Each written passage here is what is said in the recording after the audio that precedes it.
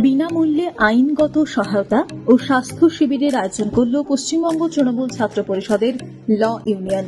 আজ সকালে হাওড়া কদমতলায় তৃণমূলের জেলা সদর কার্যালয়ে প্রায় 5 শতাধিক ব্যক্তির স্বাস্থ্য পরীক্ষা হয়।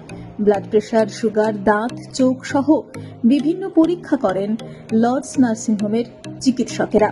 এমনকি এখান থেকে বিনামূল্যে নানা রোগের ওষুধও দেওয়া হয়।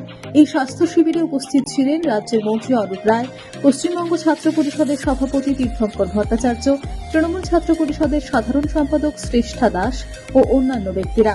তৃণমূল ছাত্র পরিষদ ল ইউনিয়নের সদস্য জিৎ চৌধুরী বলেন, মানুষের পাশে থেকে মানুষকে পরিষেবা দেওয়া আমাদের কর্তব্য। এই পরিষেবা আমরা বিভিন্ন জায়গায় ছড়িয়ে দেব, যাতে কোনো মানুষের চিকিৎসার ব্যাপারে কোনো অসুবিধা না হয়।